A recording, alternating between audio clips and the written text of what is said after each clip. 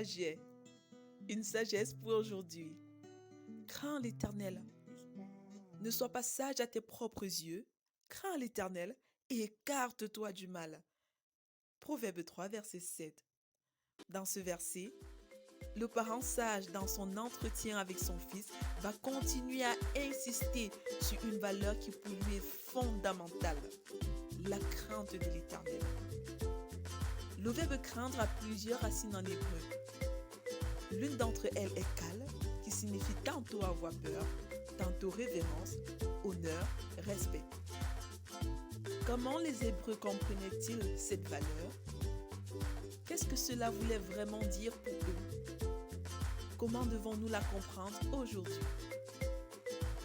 2 mois après leur sortie d'Égypte, le peuple d'Israël fit escale au mont Sinaï, où ils devaient recevoir de Dieu au travers de Moïse les conditions devant régir leur relation et leur marche avec Dieu jusqu'à un moment donné. Le mont Sinaï était tout enfumé parce que l'Éternel y était descendu au milieu du feu. Cette fumée s'élevait comme la fumée d'une fournaise et toute la montagne tremblait avec violence. Exode 19, verset 18. Tout le peuple observait le tonnerre, les éclairs, le son du corps et la montagne fumante.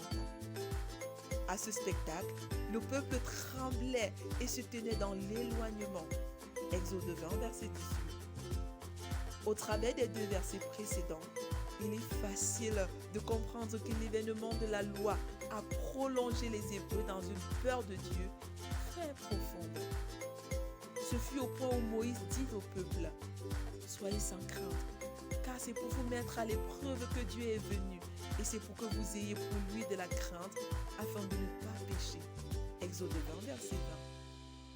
Nous pouvons observer une contradiction apparente.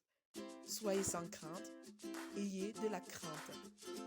Ce qui veut dire que l'intention de Dieu n'était pas de susciter la peur de sa personne, mais du respect et de la considération pour lui et pour sa parole, afin qu'il ne tombe pas dans le péché.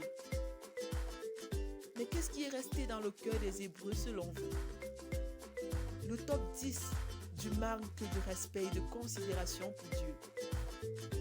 La suffisance, l'avarice, l'impudicité, le manque de pardon, le mensonge, la colère, le vol, les calomnies, l'insoumission et la jalousie. La loi oblige toute personne à obéir à Dieu par peur ou par calcul.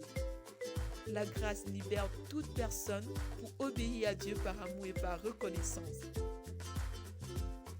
De quel esprit sommes-nous animés au quotidien? De l'esprit de la loi ou de l'esprit de la grâce?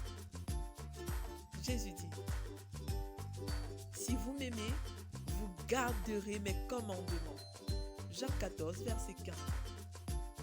Jésus dit cela à ses disciples pour leur faire comprendre qu'il voulait que leur obéissance à ses commandements soit basée sur l'amour et non sur la peur. Vérité. Dieu veut une obéissance basée sur l'amour de lui et non sur la peur de son châtiment. Notez bien, craindre Dieu, c'est considérer et respecter Dieu plus que tout, afin de lui obéir par amour et volontairement, et non par peur ou par calcul. Application. Recevoir l'amour de Dieu d'abord, afin de l'aimer et de le servir dans la crainte de son nom. Promesse. Oh, l'espérance ne trompe pas, parce que l'amour de Dieu est répandu dans nos cœurs par le Saint-Esprit qui nous a été donné.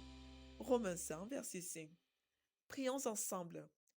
Seigneur Jésus, merci d'avoir accompli toutes les exigences de la loi pour moi.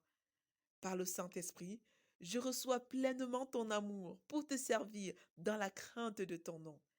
Amen. Lecture pour aujourd'hui.